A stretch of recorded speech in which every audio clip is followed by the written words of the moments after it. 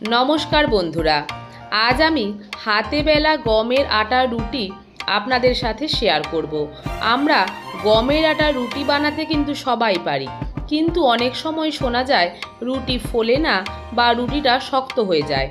किन्तु आज आमी आपनादेरके शेयर करब किभाबे रुटी बानाले रुटी बलेर मतो फुलबे और दीर्घक्षण नरमो थाकबे।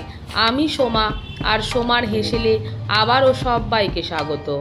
प्रथमे आमी एखाने परिमाण मतो आटा निये नियेछि। भालो रुटी बानाते होले भालो आटा किन्तु अवश्यई होते हबे।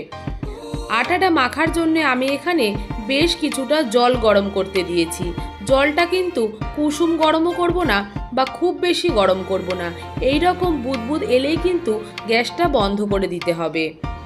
जे आटाटा नियेछि ताते आमी खूब सामान्य परिमाणे एकटू नुन ऐड करे दिएछि।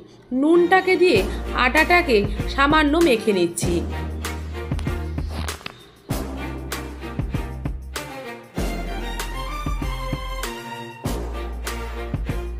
एरपरे जे आमी जलटा गरम करे रेखेছিলাম সেই অল্প অল্প জলটাকে দিয়ে আটাটাকে চেপে চেপে মেখে নিতে হবে। খেয়াল করবেন জলটা কিন্তু একেবারে অনেকটা ঢেলে দেবেন না, এতে কিন্তু আটাটা নরম হয়ে যেতে পারে আর তাতে মাখতে ভীষণই অসুবিধে হবে।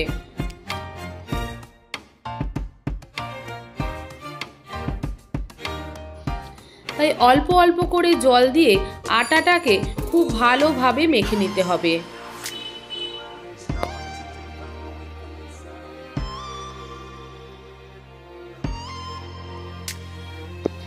এখানে আমি আটাটাকে দিয়ে একটা আটার ডো বানিয়ে নিয়েছি। দেখুন বন্ধুরা, আটাটা কিন্তু অনেকটাই মাখা হয়ে গেছে।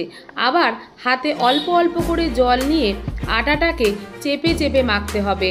আর মনে রাখতে হবে আটাটা যেন খুব মসৃণ মাখা হয়, তবেই কিন্তু রুটি ফুলবে আর নরমও হবে।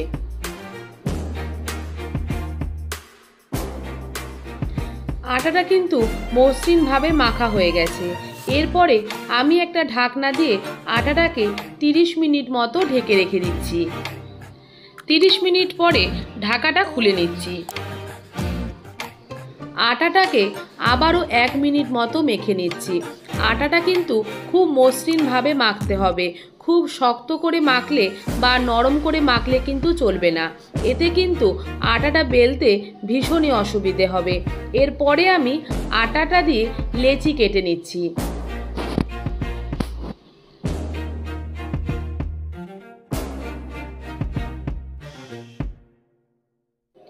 এইভাবে আমি গোল গোল করে লেচিগুলো কেটে নিচ্ছি।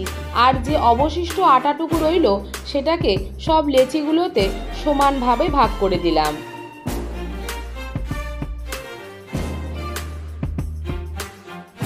লেচি কাটা হয়ে গেলে একটা একটা লেচিকে নিয়ে হাতের তালুতে এইভাবে চেপে চেপে গড়ে নিতে হবে।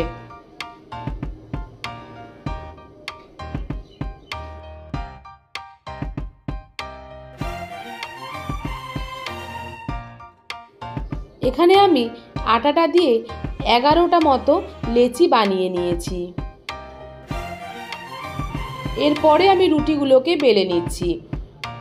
প্রথমেই চাকির উপরে একটু শুকনো আটা ছড়িয়ে দিচ্ছি আর তারপরে একটা একটা লেচিকে নিয়ে দু পিঠে ভালোভাবে শুকনো আটাটাকে মাখিয়ে নেবার পরে চেপে চেপে ভালো মতো বেলে নিচ্ছি।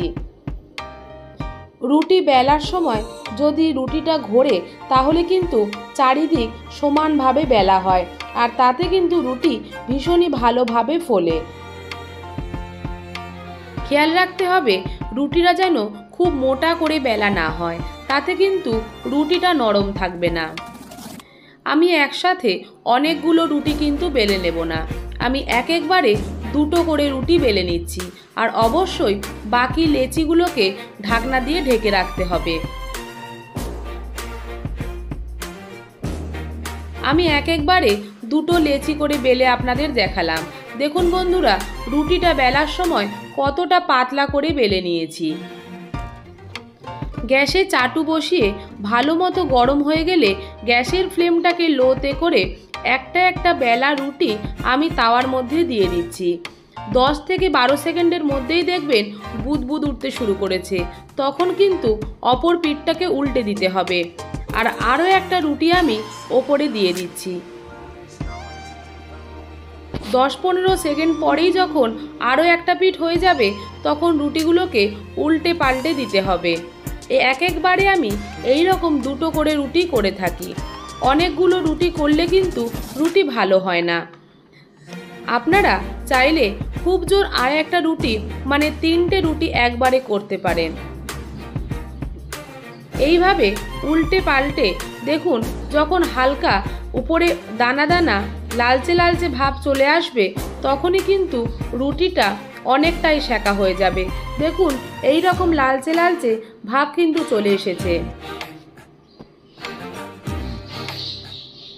চাটুটাকে আমি অন্য আরেকটা গ্যাসে সরিয়ে রাখছি আর এই গ্যাসে আমি রুটিটাকে সেঁকে নেব। একটা জালির মধ্যে রুটিটাকে দিয়ে রুটিটা যখন ফুলতে শুরু করবে তখন খুন্তি দিয়ে ঠিক এইভাবে চেপে চেপে দিতে হবে। তাতে কিন্তু রুটির সমস্ত দিকগুলো খুব ভালোভাবে ফুলবে। আমি আরও একটা রুটি ফুলিয়ে দেখিয়ে দিচ্ছি। রুটি ফুলতে শুরু করলে ঠিক এইভাবে খুন্তি দিয়ে চেপে চেপে দিচ্ছি। দেখুন রুটিটা কিন্তু বলের মতো ফুলেছে আর সমস্ত রুটিগুলো খুব ভালোভাবে ফুলবে এবং অনেকক্ষণ নরমও থাকবে। দেখুন রুটিটা কতটা সফট হয়েছে। আর নরম থাকার টিপস আমি এখনই দিয়ে দিচ্ছি। এখানে আমি একটা হটপট নিয়ে নিয়েছি আর হটপটের মধ্যে আমি একটা পরিষ্কার সুতির কাপড় রেখে দিচ্ছি। এইভাবে সুতির কাপড়ের ওপর রুটি রাখলে একদম নিচে রুটিটা কিন্তু কখনোই ঘেমে যাবে না আর রুটি দীর্ঘক্ষণ বেশ নরমও থাকবে। রুটিটাকে রেখে দেওয়ার পরে ঠিক এইভাবে সুতির কাপড়টাকে বন্ধ করে দিয়ে হটপটের ঢাকনাটা আমি বন্ধ করে দিলাম। আপনারাও ঠিক এইভাবে বাড়িতে রুটি বানিয়ে অবশ্যই কমেন্ট বক্সে জানাবেন আপনাদের রুটি কতটা সফট থাকলো। এই রুটি বানানোর পদ্ধতিটি যদি আপনাদের ভালো লেগে থাকে প্লিজ ভিডিওটিকে একটা লাইক করুন, শেয়ার করুন আর আমার চ্যানেলের নতুন বন্ধু হয়ে থাকলে চ্যানেলটিকে প্লিজ সাবস্ক্রাইব করুন। সাবস্ক্রাইবের জন্যে পাশে থাকা বেল আইকনটা প্রেস করে অল করে দিন যাতে আমি কোনো রান্নার ভিডিও দিলে সবার প্রথম আপনার কাছে পৌঁছে যায়। ধন্যবাদ। ভালো থাকবেন, সুস্থ থাকবেন। আবারও ফিরে আসবো নতুন নতুন রান্নার ভিডিও নিয়ে। আজ আসি, টাটা।